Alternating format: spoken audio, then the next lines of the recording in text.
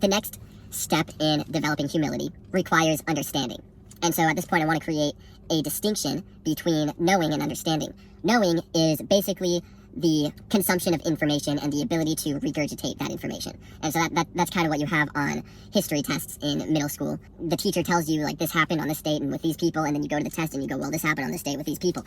And you're able to just regurgitate this information. But in a class like physics, it becomes a lot harder to do that because you can't say, oh, when this spring is this far apart, there's like this many newtons of force when you release it, or whatever. You can't do that. You have to teach the underlying principles to the mechanics of how springs work, or how gravity works, or how friction works, and then present the students with never before seen situations that they can apply these principles to in order to come to true conclusions. And a part of learning how to do that isn't just memorizing what the teacher tells you. You have to go through practice problems in order to get experience employing these principles and seeing how these principles apply and how all these moving parts work with each other, and understanding what represents what. Now, in a history class, what you could do is teach about human nature. You could teach about how political games tend to work. You can teach about the art of war, for example, and the principles laid out in it. And then you can look at certain events and have students relate the principles from the art of war to how events played out. And that would engage understanding instead of just knowing, but our school system doesn't do that. However, in physics, generally what happens is you get that understanding. And so a part of gaining understanding is experience. And because we are all living in this world, and there's a true nature to how the world functions and how we function, if we haven't dealt with pride by the time we're 18, or like by the time we start acting in the world of our own accord, so like 12 or so, then inevitably we're going to have experiences that demand humility in order to attain the ideal outcome. And since most of us aren't that humble when we're teenagers, we're going to act out of pride. And most of the time we don't really reflect on these experiences to that much depth, so we don't extract we don't recognize the representation of this idea of humility that occurred during these experiences. But if you do reflect on these experiences, you can start to abstract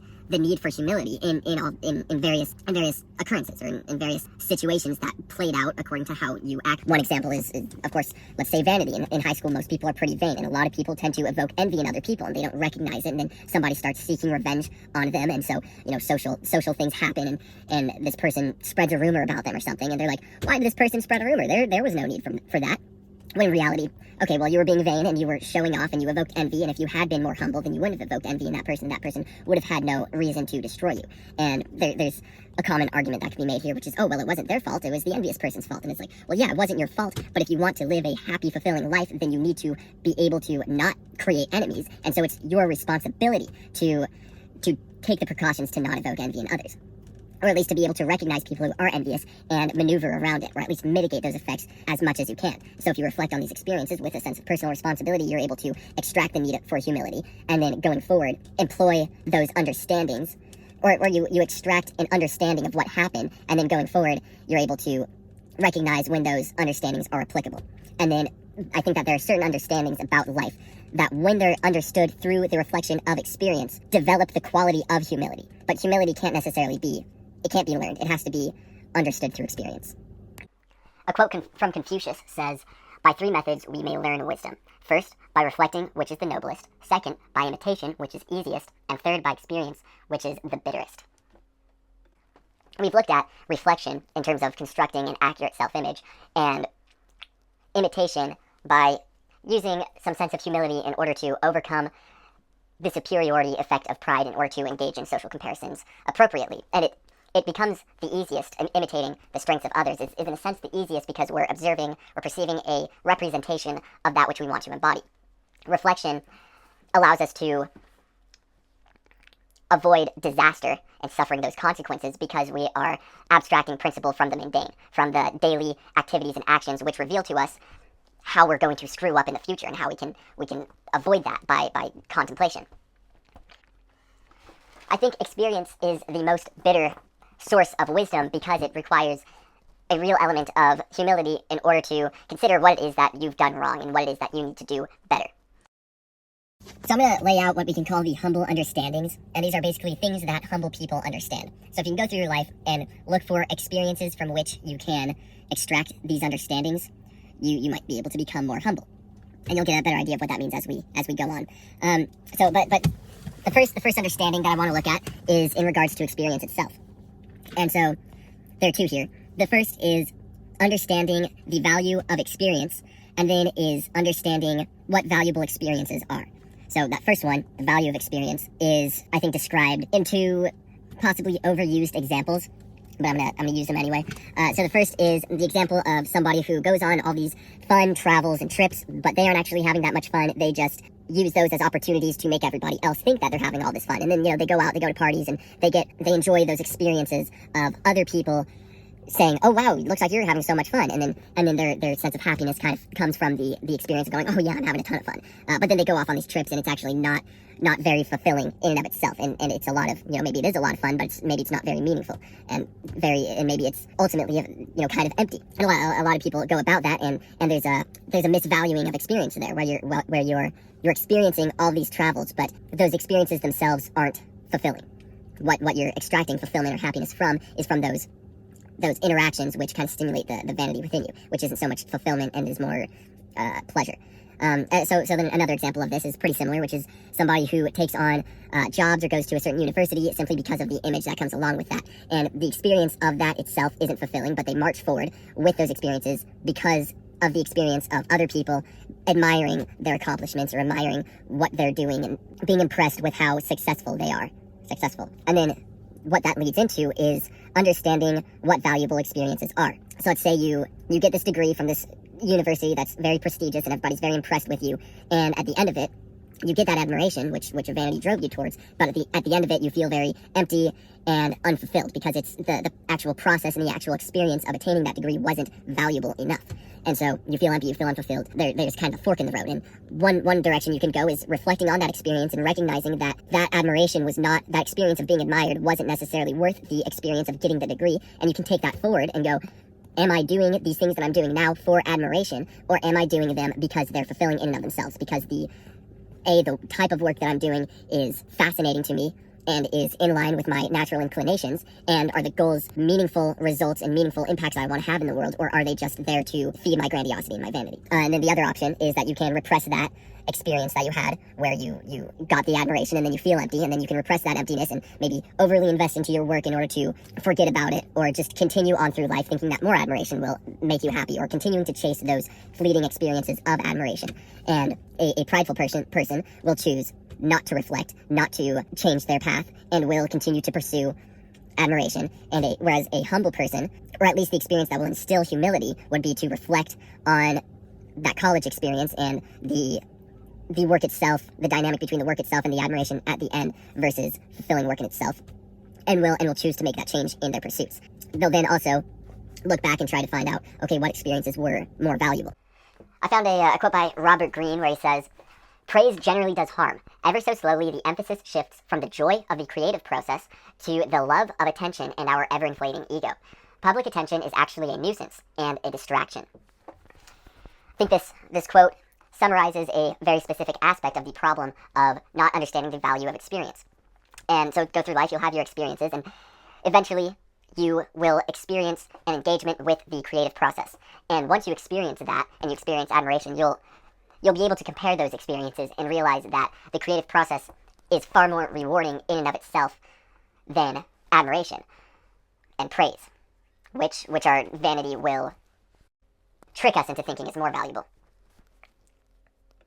And so I think that this ability to identify what experiences are valuable. So then once you've realized, okay, well, that wasn't a valuable experience, you can look at other experiences in your life and think, okay, what was valuable in and of itself without the admiration that came with it, or without other external things that came with it.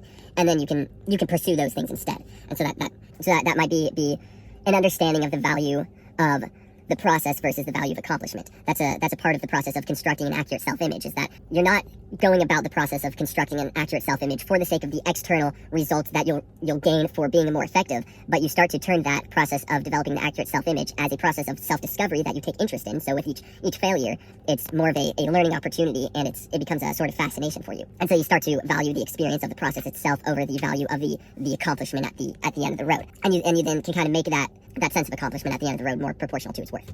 Another example is being more intelligent versus seeming more intelligent. A lot of people pursue knowledge for the sake of seeming intelligent. And what this does is it generally results in very surface level learning. It generally results in memorization and thus knowing, and doesn't result in understanding. And so all of this learning is directed towards the goal of presenting your intelligence. Whereas the understanding that would lead to a more humble approach would be first would be realizing how lackluster that experience with that learning experience is, and then understanding the value of the experience of deep knowledge. And that value comes in having deep understanding of some topic, and then the experience of seeing the interconnected parts of a topic at play, and then taking that knowledge and applying it to something in creative ways. And that's a very satisfying experience and can be applied to any field. And you want to pursue that experience in your learning instead of pursuing the experience of seeming intelligent. And those experiences of seeming intelligent may come as a byproduct of actually being intelligent, but that shouldn't be what you're pursuing, and you shouldn't be overvaluing those experiences. I've got 2 quotes for the next understanding. And again, you're going to have to look for some experiences that will reveal this, or will instill that understanding in you and reveal these truths occurring. And so there are 2 quotes that we're going to look at, or for reassessing the value of victory. This is from On the Shortness of Life, which is a great, short little read, but very profound. He says, "All the greatest blessings are enjoyed with fear, and nothing is so untrustworthy as extreme prosperity." I thought this one was really interesting because it kind of encapsulates that idea, and an idea that I've certainly struggled with a lot and had a difficult time figuring out, which is that when you pursue things for the, I don't just want to say external results, because there are internal results as well that you can pursue.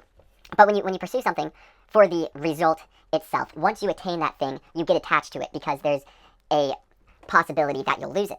So if you're not driven towards these things for the process that's going to get you there, then once you get there, you'll, as Seneca says, you'll enjoy it with fear, and you'll try too hard to hold on to it.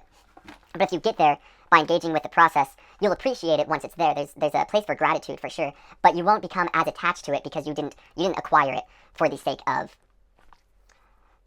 it, but you acquired it because of an investment with that process.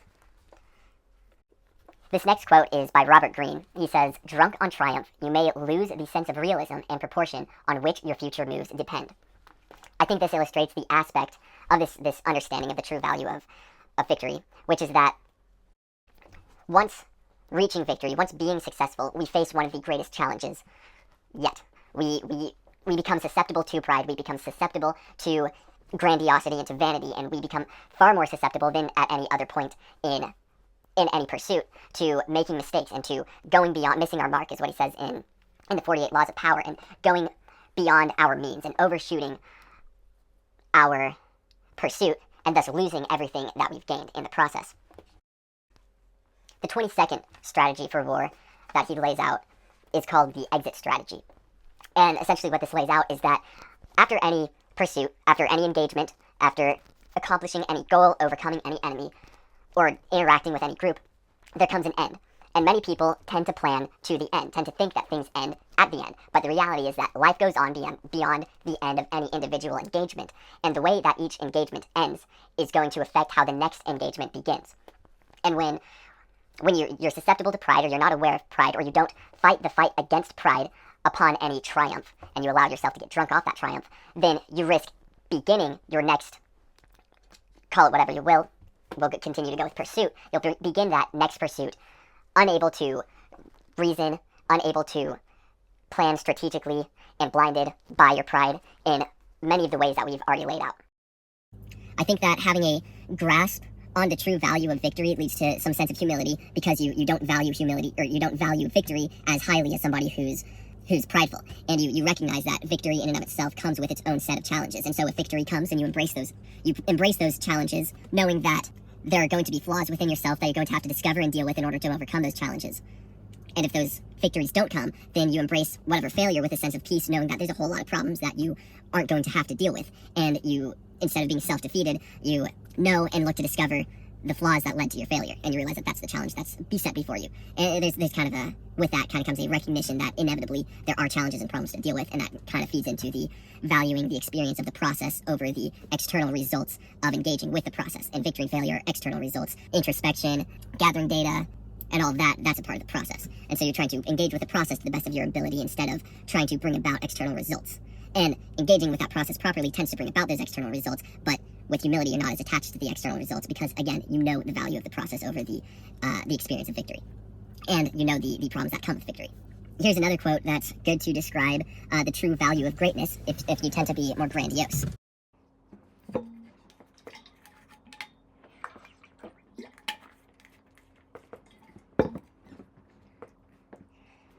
Here's an interesting quote from The Meditations by Marcus Aurelius. He says, "People out for posthumous fame, trying to instill some lasting fame beyond your death." For example, you see this in Socrates, not that he was out for posthumous fame, but he has a posthumous fame. He is still famous long after his death, or any of the greats, Alexander the Great, Julius Caesar, whoever. People who are out for posthumous fame forget that the generations to come will be the same annoying people that they know now, and just as mortal. What does it matter to you if they say X about you or think Y? Now that's an interesting quote, and I think it's especially interesting that he called them the same annoying people, because it addresses a perspective that I think is common in those who are pursuing this idea of greatness, this idea of becoming someone who's known for the rest of time. And when you have that perspective, I think there's a sense of superiority that drives the desire for greatness. There's also a vanity in it as well, but that vanity isn't so much a vanity to impress those who are around you, but instead impress those of future generations. And there's a superiority in the sense that you almost don't think that those who are in your immediate presence are worthy of experiencing your greatness, or that you would rather impress a larger group of people in some sense. And it forgets the reality that those people that you're attempting to impress are the same, in some sense, as those people who are around you now that you feel so superior to, those people in future generations. He also points out that they're just as mortal, and part of that desire for greatness, that desire to have posthumous fame, to be famous beyond your death, to be known forever, for eternity, it's an attempt to make yourself permanent in an ever-changing world. But the reality is that all of those people are in the future, in these future generations, are only there temporarily. And they're mortal. They're coming and they're going, and they might be aware of you for some time, but they'll pass too, and that awareness is only temporary. So if you're desiring that permanence, then it's an impossible task to achieve. He points out a lot of other ideas related to this in the Meditations. You should certainly read the Meditations if you're curious about humility, because many of the ideas in the Meditations illustrate an understanding of humility. And a part of that is that he looks at these past greats. He looks at Socrates. He looks at a lot of Athenians, and he looks at a lot of past Roman emperors, and he thinks about how little their existence matters now. That even in their grandeur, the world's perception of them is limited, and they don't really benefit back then from being known now, which is an interesting idea. And I think if you study history, we'll talk about that in Developing Humility, but if you study history and you study a lot of these individuals from history, you'll start to realize, regardless of how great they became, their actual experience in life wasn't better or worse based on their ability to have people know their name for such a long time. And why not have a better experience in life than be known for eternity? The next thing that humble people understand is the idea of our limited capacity to know, or just the innate lack of grasp on reality that mankind has and that each individual has. And this is a fairly common idea that almost everybody knows. Everybody's heard, the saying, the more you learn, the more you realize you don't know, or the more you know, the more you realize you don't know. Again, that's an idea that a lot of people know, but it's not an idea that a lot of people understand. And that's seen in the way that we go about constructing ideas or conveying ideas, as we act as though we know everything, and as though our ideas are so representative of the truth, without really grasping how little it is that we know and how many assumptions we're building our ideas off of. This is where real humility in your beliefs come in. So Confucius was a great example of a humble individual who knew a lot, who was incredibly intelligent, had a huge amount of knowledge, but because of his understanding of this idea was able to maintain a sense of humility in his vast knowledge. And as you grow more and more intelligent, I think there are two things that can happen. The first is you become aware of how little you know, and you become aware of all the things that you're uncertain about, and all the assumptions that your ideas are built off of, or you become arrogant in your ideas. And there are many, many intellectuals in the world at the moment. There are very few humble intellectuals at the moment who are very in love with their intellect's own creations. They fall in love with the ideas that they create, and they become blind to the weaknesses of those ideas. They overestimate how accurate those ideas are, and they get very attached to these ideas.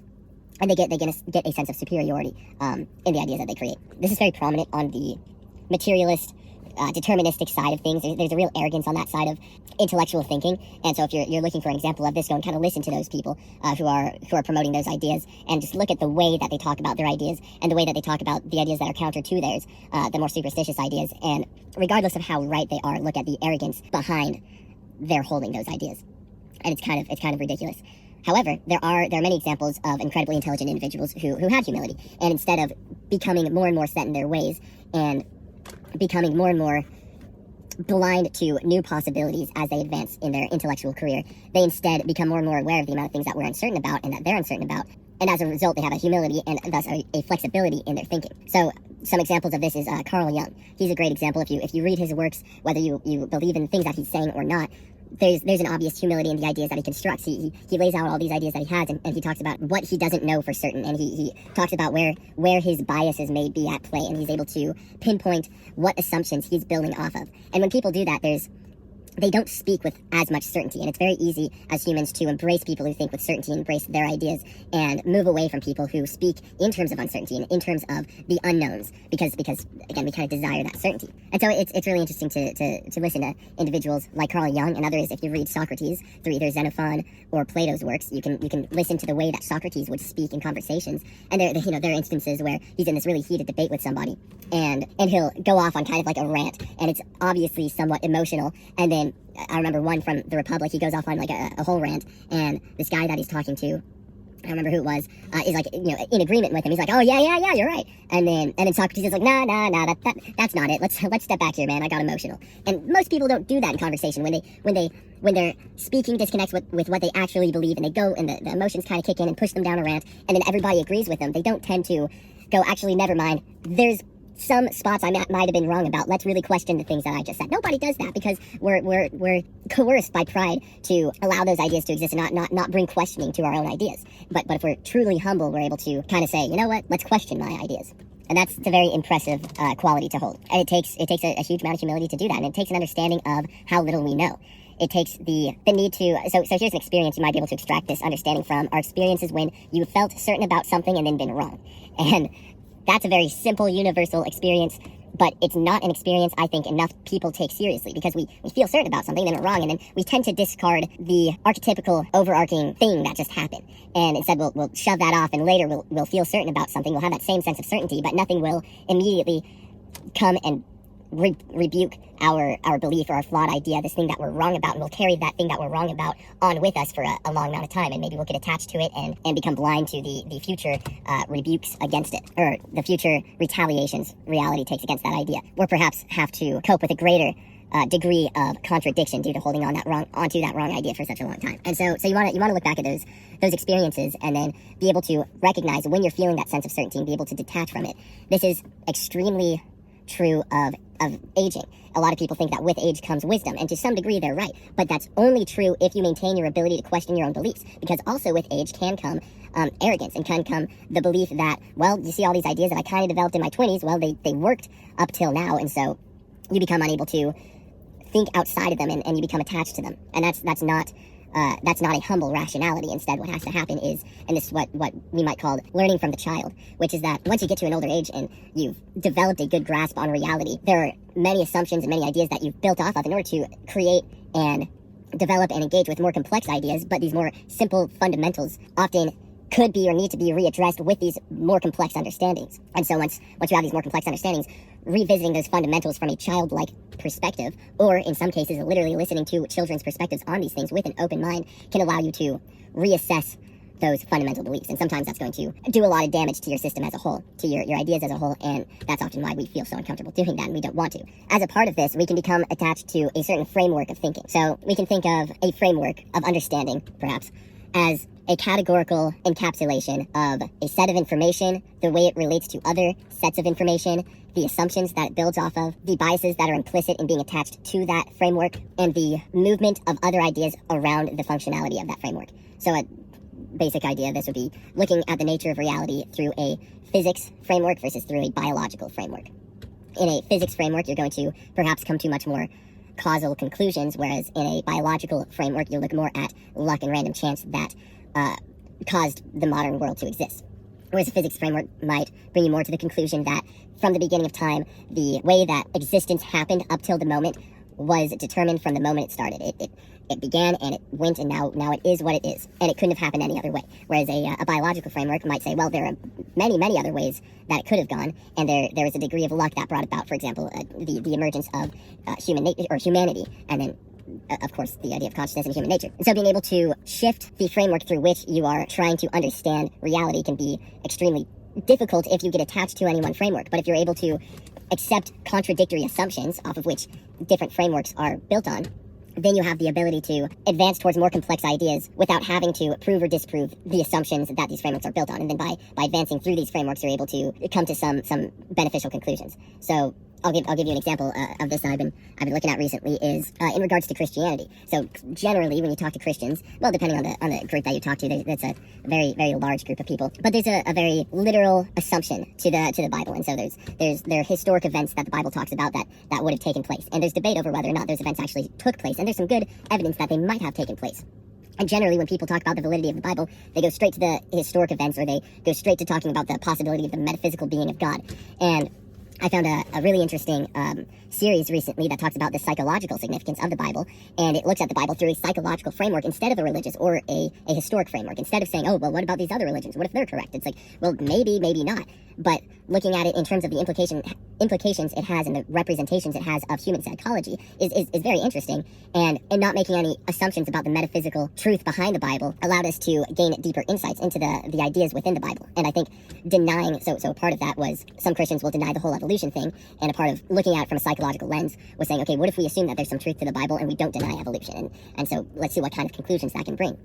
And that's it's a very fascinating idea, and it takes a bit of humility in order to be able to make such of a proposition, in order to be able to look at it that way without necessarily having to accept it is that way, and see if there's value to be gained. So a part of that humble rationality is not necessarily valuing any one subject, one topic, one set of information or knowledge base over another, or valuing any source of knowledge alone over others, and being able to be flexible in the knowledge that you seek and the information that you consider.